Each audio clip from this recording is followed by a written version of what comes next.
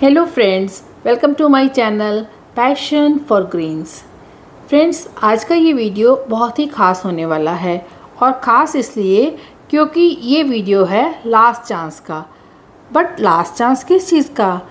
तो भाई last chance है अक्टूबर गार्डनिंग वर्क्स का, क्योंकि अब हमारे यहाँ यानी कि नॉर्थ इंडिया में मौसम सर्दी की तरफ बहुत तेज़ी से बढ़ रहा है और तेज़ सर्दी में हमारे काफ़ी सारे ऐसे परमानेंट प्लांट्स हैं जो कि डोरमेंसी में चले जाते हैं, यानी कि सो जाते हैं।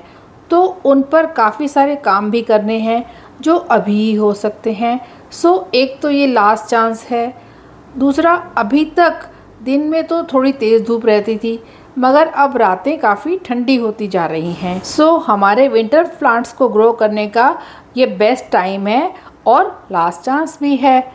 अब हमें अपने गार्डन की थोड़ी सेटिंग भी चेंज करनी होगी क्योंकि विंटर में प्लांट्स को धूप ज़्यादा चाहिए होगी, तो ये हमारी सेटिंग्स करने का भी लास्ट चांस है।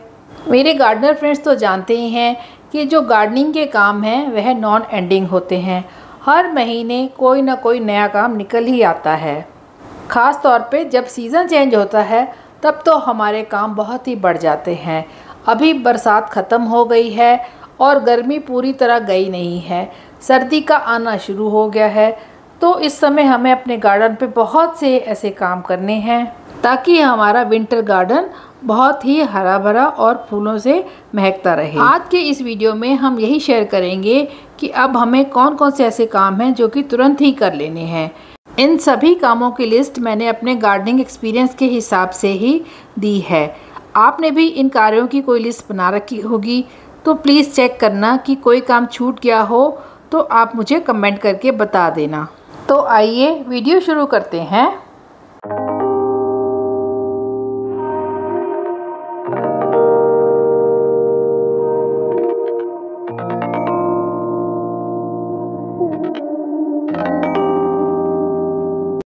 इस समय सबसे पहला काम है अपने गार्डन में जो भी गर्मियों के परमानेंट प्लांट हैं उनकी प्रूनिंग करना, ताकि समय रहते उन पौधों में नई ग्रोथ हो जाए और वह अपनी डोरमेंसी को बर्दाश्त करने के लिए अच्छे से फिर से तैयार हो जाएं। मैंने भी अपने इस तरह से जो ये प्लांट्स थे एमारस लिली के, जिनमें कि अभी फ्लावरिंग तो मार्च अप्रैल में जाके ही होगी, तो उनकी मैंने अच्छे से हार्ड प्रूनिंग कर दी है। इन प्लांट की कटाई छटाई या प्रूनिंग करने का एक फ़ायदा यह भी होगा कि सर्दियों में जब डोरमेंसी में प्लांट चला जाएगा तो उसे बहुत ज़्यादा मेहनत नहीं करनी पड़ेगी अपने आप को लाइव रखने के लिए या ज़िंदा रखने के लिए। इस तरह से मैंने अपने देखिए सभी पौधों को अच्छे से प्रून कर दिया है और अब इन्हें मैं एक तरफ रख दूँगी। इस समय इन पौधों को खाद देने की भी कोई ज़रूरत नहीं है, बस इन्हें टाइम टू टाइम पानी देते रहिए। दूसरा ज़रूरी काम जो इस समय आप कर सकते हैं वह है अपने अडेनियम को या अपने रोज़ प्लांट को, चाहे वह देसी रोज़ हो या हाइब्रिड हो, और क्रिसैंथेमम, इन सभी प्लांट्स की कटिंग्स को आप बहुत आसानी से ग्रो कर सकते हैं।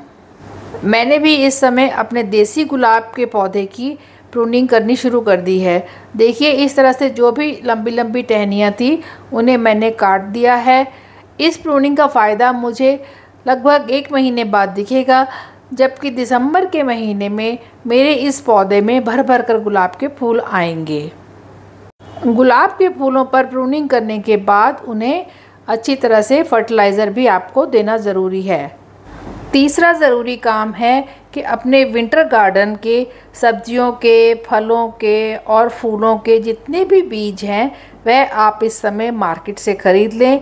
अगर आपके पास पिछले साल के सीड्स सेव किए हुए रखे हैं तो आप उन्हें भी इस्तेमाल कर सकते हैं, लेकिन बहुत ज़्यादा पुराने बीजों को यूज़ मत कीजिए क्योंकि जो बीज बहुत ज़्यादा पुराने हो जाएं तो उनका जर्मिनेशन का रेट ज़्यादा अच्छा नहीं होता, तो आपको निराशा होगी।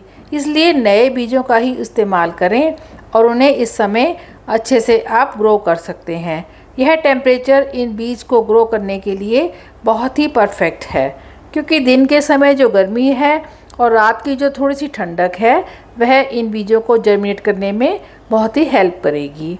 विंटर के जो फ्लावरिंग सीड्स आप अभी लगाएंगे तो वह भी 1.5-2 महीने बाद अच्छे से ग्रो कर जाएंगे और फ्लावरिंग के लिए तैयार हो जाएंगे। तो आप देर ना करें और अपने मनपसंद बीजों को तुरंत ही लगा लें। 4th नंबर पर है कि आपको जो भी प्लांट नर्सरी से ख़रीदने हैं उन्हें आप अभी जाकर नर्सरी में देख लें और उन्हें पसंद करके ख़रीद लाएं, क्योंकि वह प्लांट अभी आपको कम रेट में मिल जाएंगे।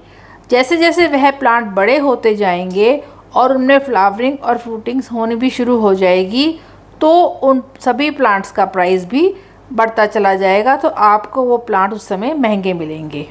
आप चाहें तो ऑफ सीज़न के कुछ पेरेनियल प्लांट्स भी ला सकते हैं, क्योंकि नर्सरी वाले भी इस तरह के प्लांट्स को जल्दी ही निकालना चाहते हैं और वह नहीं चाहते कि 5-6 महीने के लिए उस प्लांट को नर्सरी में रखें और वह उस पर अपनी एनर्जी और खाद वगैरह वेस्ट करें। 5th नंबर पर है कि आप वर्मी कंपोस्ट, गोबर की खाद, बोन मील, सीवीड फर्टिलाइज़र, जितनी भी तरह की ये ऑर्गेनिक खादें हैं इन्हें आप लाकर अपने पास रख लीजिए, क्योंकि ये सभी ऑर्गेनिक खाद हैं तो इन्हें आपको अपने पौधों पर टाइम टू टाइम देना पड़ेगा, जिससे कि आपके पौधों में बहुत अच्छी ग्रोथ होगी। इन ऑर्गेनिक खादों के अलावा आप जो अपनी होममेड किचन वेस्ट फर्टिलाइज़र बनाना चाहते हैं वे भी आप इस समय बनाना शुरू कर सकते हैं, क्योंकि बारिश के मौसम में कई लोग उसे बनाना रोक देते हैं।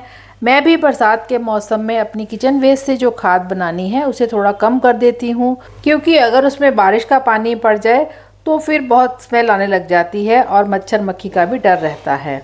तो आप जो भी इम्पॉर्टेंट ऑर्गेनिक फर्टिलाइज़र हैं उन्हें इस समय अपने पास ज़रूर रखिए, ताकि समय आने पर अपने पौधों पर यूज़ करें और अच्छे से फ्लावरिंग और फ्रूटिंग पाएँ।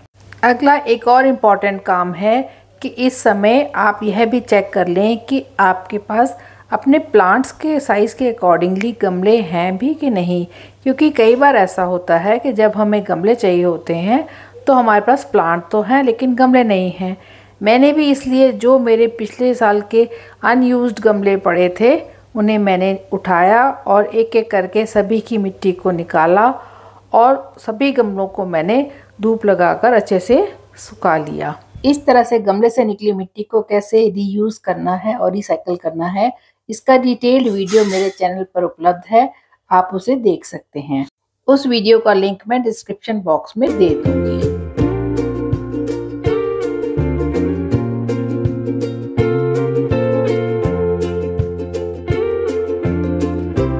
इस तरह से देखिए मेरे पास भी हर साइज़ के कितने सारे गमले निकल आए हैं।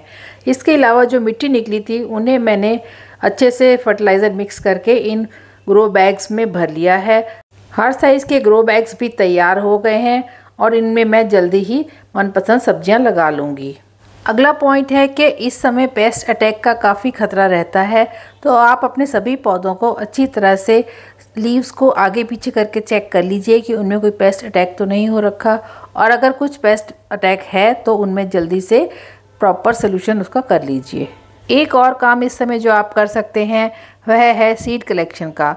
आप अपने समर के जो भी फ्लावरिंग प्लांट हैं या फ्रूटिंग प्लांट हैं उनके सीड्स अगर आपको मिल रहे हैं तो उन्हें आप इस तरह से इकट्ठे कर लीजिए। जिस तरह से काना लिली है या ये है अपराजिता का पौधा, इसकी जो फलियां हैं इनमें सीड्स हैं, तो इस तरह से जितने भी सीड्स आपको मिले उन्हें आप अच्छे से सेव करके रख सकते हैं और नेक्स्ट सीज़न में उनसे नए नए प्लांट्स आप फ्री में बना सकते हैं।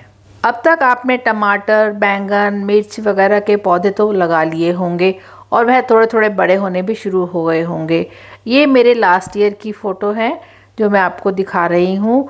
तो इन सभी पौधों को सपोर्ट देने के लिए आप उनमें किसी भी तरह की लकड़ी का या सपोर्ट का सहारा दे दीजिए, और जो पौध इस तरह से छोटी हो उन्हें भी पक्षियों से बचाने के लिए किसी भी तरह से जाली से या कपड़े से ढककर प्रोटेक्ट कीजिए। अगर आपने पालक, मेथी पहले लगाई थी और वह गर्मी के कारण ग्रो नहीं कर पाई तो इस समय आप पालक, मेथी और भी जो लीफी वेजिटेबल्स हैं उन्हें इस समय ग्रो कर सकते हैं। सो फ्रेंड्स, ये तो थे मेरी लिस्ट के इम्पॉर्टेंट गार्डनिंग वर्क्स जो मुझे अभी अक्टूबर में करने हैं और काफ़ी सारे काम मैंने कर भी लिए हैं। अगर आपकी लिस्ट में इसके अलावा और भी कोई काम हो तो प्लीज़ मुझे कमेंट करके बताइए, क्योंकि गार्डनिंग में हम एक्सपीरियंस से और शेयरिंग से बहुत कुछ सीखते हैं और एक दूसरे को सिखाते भी हैं, और गार्डनिंग में होने वाली रोज़ नई नई बातों को भी हम सीख पाते हैं। आई होप आपको ये वीडियो यूज़फुल लगा होगा, और अगर आपको ये वीडियो अच्छा लगा हो तो इसे लाइक कीजिए, कमेंट कीजिए, शेयर कीजिए और मेरे चैनल को सब्सक्राइब कीजिए। Thanks for watching.